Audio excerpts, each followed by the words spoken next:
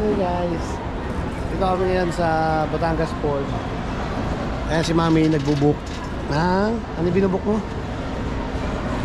Bubuk ng babae. Bubuk ng babae. Wow, bibigyan ako ng babae. Hindi nga, ano nga yung bubuk mo? Sabi mo na dito. Bahay.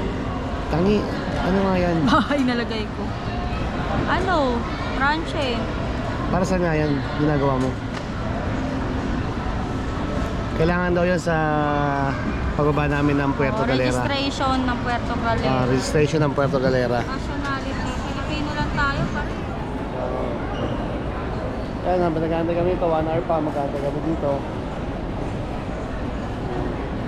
Daming tao, sobra, ayan o. Ang ganda na ngayon ng Batangas Port. Sobrang ganda na. Guys, paalala ko nga pala sa inyo, pag pupunta kayo din sa Batangas Port, huwag kayong magpapaniwala doon sa mga nasa labas na nagbabayad daw kayo ng insurance.